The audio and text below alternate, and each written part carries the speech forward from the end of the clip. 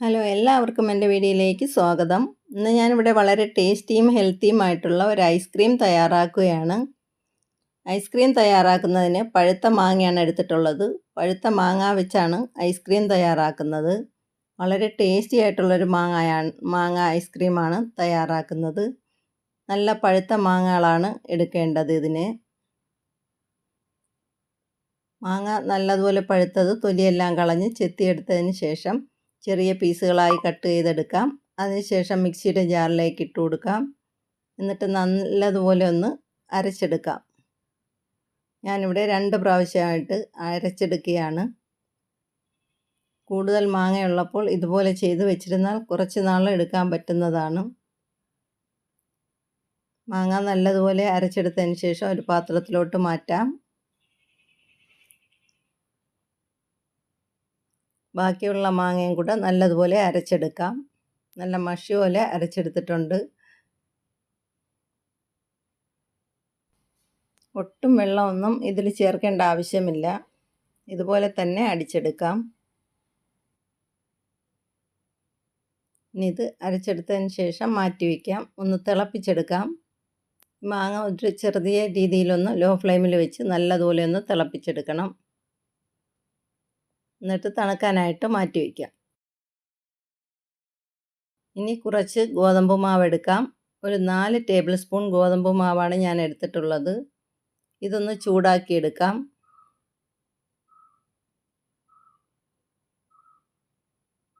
Law ഫ്ലെയിമിലിട്ട് വേണം ഇതും ഒന്ന് ചൂടാക്കിയെടുക്കാൻ. നല്ലതുപോലെ ആവി വരുന്ന സമയമാകുമ്പോൾ തീ ഓഫാക്കാം. അതുവരെ ഒന്ന് ഇളക്കി കൊടുത്താൽ മതി. അടി പിടിക്കാതെ ലോ ഫ്ലെയിമിലിട്ട് ഇതുപോലെ ഒന്ന് വറുത്തെടുക്കണം.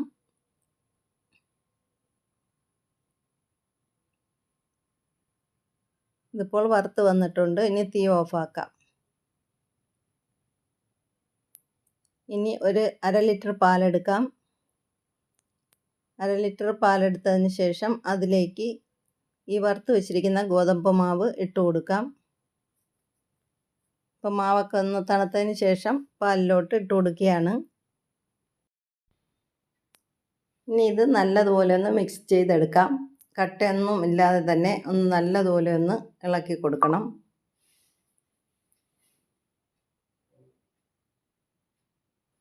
കട്ടയെല്ലാം പൊടിഞ്ഞ് കിട്ടത്തക്ക വിധത്തിൽ ഒന്ന് മിക്സ് ചെയ്തുപോലെ ഇളക്കിയെടുക്കുമ്പോഴത്തേക്ക് ആ കട്ടയെല്ലാം പൊടിഞ്ഞ് കിട്ടും.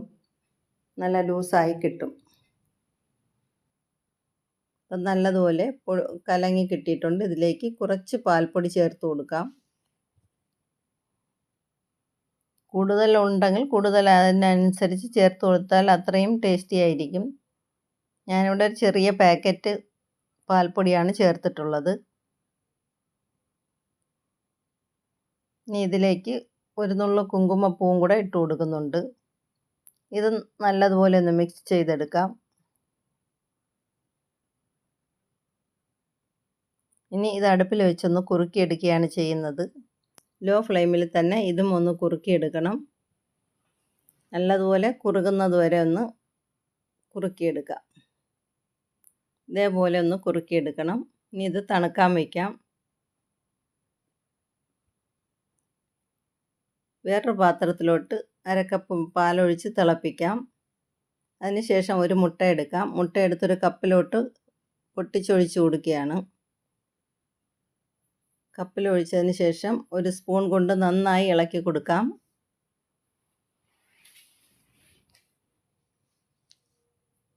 നല്ലതുപോലെ ഉടച്ച് പതച്ചെടുക്കണം. അതുവരെ ഒന്ന് ഇളക്കി മിക്സ് ചെയ്ത് എടുക്കാം. ഇതുപോലെ ആയിട്ടുണ്ട്. ഇനി ഇതിലേക്ക് തിളച്ചു കൊണ്ടിരിക്കുന്ന പാൽ ഒഴിച്ചു കൊടുക്കാം. തിളപ്പോടെ തന്നെ ആ മുട്ടയിലേക്ക് പാലൊഴിച്ചു കൊടുക്കുകയാണ്. എന്നിട്ട് നന്നായിട്ട് ഒന്ന് ഇളക്കി കൊടുക്കാം. മുട്ട വേവുന്നതിന് വേണ്ടിയിട്ടാണ് തിളച്ച പാലൊഴിക്കുന്നത്. അപ്പം മുട്ട നല്ലതുപോലെ ഒന്ന് വെന്ത് കിട്ടും. പച്ച ചെവയൊന്നും ഇല്ലാതിരിക്കാൻ വേണ്ടിയിട്ട് വേവിച്ചെടുക്കുന്നത്. അല്ലെങ്കിലും 2 ദിവസം ഇരിക്കണമെങ്കിൽ ഇതുപോലെ വേവിച്ചതാണെങ്കിലേ ഇരിക്കത്തുള്ളൂ. ഇനി ഇതെല്ലാം കൂടെ മിക്സ് ചെയ്യാം. മാങ്ങയും ഗോതമ്പ് മാവും പാലും കൂടെ മുട്ട അടിച്ച് വെച്ചിരിക്കുന്നതും കൂടെ ഇതിൽ കൂടെ ചേർത്തൊന്ന് മിക്സ് ചെയ്യാം. അപ്പോൾ മാങ്ങ തണുത്ത് വന്നതിന് ശേഷമാണ് ഗോതമ്പ് മാവും കൂടെ ഇട്ട് കൊടുക്കുന്നത്. മിക്സ് ചെയ്ത് വെച്ചിരിക്കുന്ന മാവ് ഇട്ട് കൊടുത്ത് ഒന്ന് നല്ലതുപോലെ ഒന്ന് ഇളക്കി കൊടുക്കാം.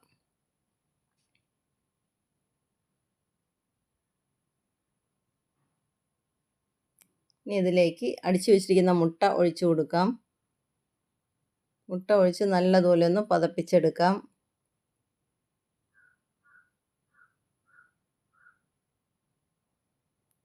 ഇതിലേക്ക് കുറച്ച് മിൽക്ക് മെയ്ഡ് ചേർത്ത് കൊടുക്കാം. പഞ്ചസാര ഒട്ടും തന്നെ ചേർക്കണ്ട. മാങ്ങയുടെ മധുരവും മിൽക്ക് മെയ്ഡിൻ്റെ മധുരവും കൂടാതെ ഞാൻ കുറച്ച് തേനും കൂടെ ചേർത്ത് കൊടുക്കുന്നുണ്ട്.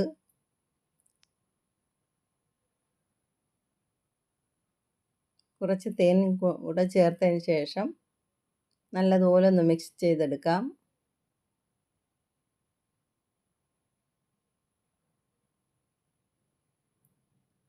ഇതിൽ കുറച്ച് വാനില എസൻസും കൂടെ ചേർത്ത് കൊടുക്കണം. ഒരു ടീസ്പൂൺ അളവിൽ വാനില എസൻസ് ചേർത്ത് കൊടുക്കണം. ഇതിപ്പോൾ അത് വീഡിയോയിൽ പിടിക്കാൻ പറ്റിയില്ല, അതുകൊണ്ടാണ്.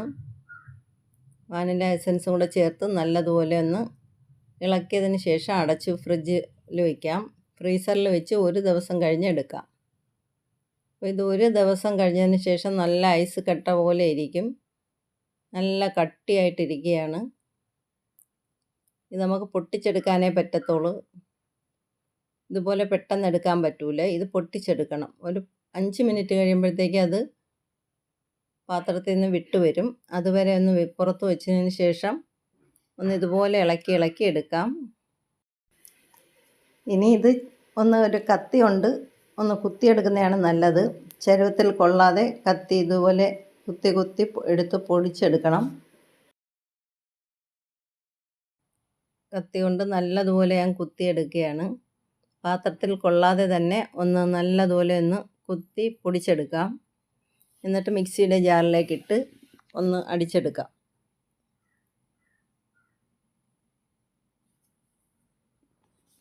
എല്ലാവരും ഒന്ന് ലൈക്ക് ചെയ്യാനും കമൻറ്റ് ചെയ്യാനും ഹൈപ്പ് ചെയ്യാനും മറക്കല്ലേ. ഇനി ഇത് അടിച്ചെടുത്തിട്ടുണ്ട്. ഇതൊരു ഐസ് ട്രേയിൽ ഒഴിച്ചു കൊടുക്കാം. ഇനി കുറേശ്ശെയായിട്ട് ബാക്കിയുള്ളതും കൂടെ ഒന്ന് അടിച്ചെടുക്കാം.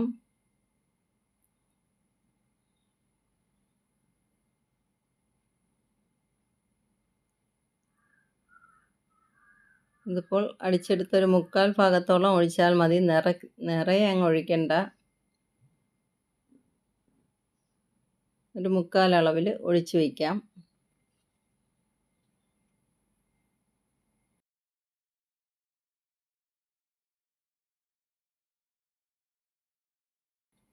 ഇതിനെ ഒരു അരമണിക്കൂർ ഫ്രിഡ്ജിൽ വെച്ച് തണുപ്പിച്ചെടുക്കാം. ഒന്ന് സെറ്റായി കിട്ടാൻ വേണ്ടിയിട്ടാണ്. ഐസ്ക്രീമിൻ്റെ രീതിയിൽ തന്നെ സെറ്റായി കിട്ടും.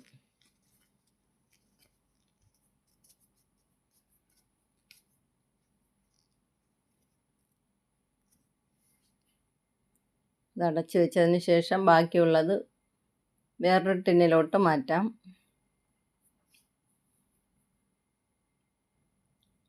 വളരെ ടേസ്റ്റിയാണ്. നിങ്ങളിത് ട്രൈ ചെയ്ത് നോക്കിയിട്ട് കമൻറ്റ് അറിയിച്ചാൽ മതി. ഇത്രയും നല്ല ടേസ്റ്റിയിൽ എപ്പോഴും കിട്ടത്തില്ല. നമ്മളെ വീട്ടിൽ മാങ്ങയുണ്ടെങ്കിൽ മാത്രമേ ഇതുപോലെയൊക്കെ ഉണ്ടാക്കി നോക്കാൻ പറ്റത്തുള്ളൂ.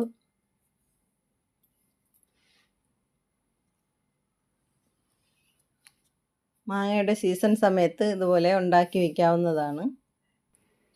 ഇനി അടുത്ത ട്രേയിലും കൂടെ ഇതുപോലെ ഒഴിച്ച് വയ്ക്കാം. ഒഴിച്ച് ഫ്രിഡ്ജിൽ വയ്ക്കാം. അരമണിക്കൂർ കഴിഞ്ഞിട്ട് എടുത്താൽ മതി. ഇപ്പോൾ ഇത് ഞാൻ കപ്പുകളിലോട്ട് ആക്കിയിട്ടുണ്ട്.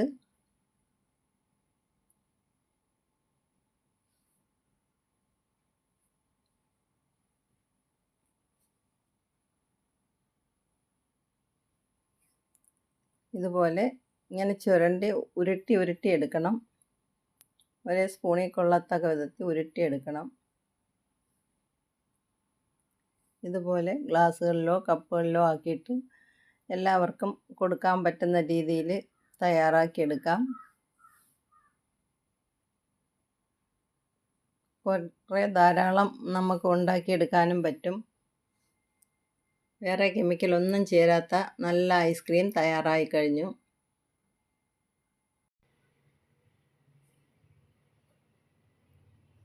ഈ ഐസ്ക്രീം നല്ല ടേസ്റ്റിയാണ്. കടയിൽ നിന്നും വാങ്ങിക്കുന്ന അതേപോലെ തന്നെ രുചിയുള്ളതാണ്. വളരെ ടേസ്റ്റിയാണ്. എത്ര തിന്നാലും മുഴുക്കത്തുമില്ല. എല്ലാവർക്കും ഇഷ്ടപ്പെടും. ഇതിൻ്റെ മുകളിലായിട്ട് നട്ട്സോ മുന്തിരിങ്ങയോ എന്തെങ്കിലും വെച്ച് അലങ്കരിക്കാം. ഞാനിപ്പോൾ കറുത്ത മുന്തിരിങ്ങ പീസാക്കി കട്ട് ചെയ്ത് മുകളിലേക്ക് വെച്ചിരിക്കുകയാണ് ഒരു ഭംഗിക്ക് വേണ്ടി. ഇതെല്ലാവർക്കും ഇഷ്ടപ്പെട്ട് ഒത്തിരി എല്ലാവരും കഴിക്കുകയും ചെയ്തു. എല്ലാവരും നല്ലത് പറഞ്ഞതുകൊണ്ടാണ് ഞാനിത് പെട്ടെന്ന് യൂട്യൂബിൽ തന്നെ ഇട്ടത്.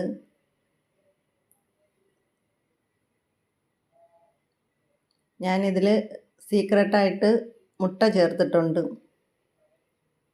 എല്ലാവരും ചേർക്കുന്നത് പോലെയല്ല, നല്ല ടേസ്റ്റിയിൽ തയ്യാറാക്കുന്നതിന് വേണ്ടിയിട്ടാണ്. വളരെ ടേസ്റ്റിയാണ്.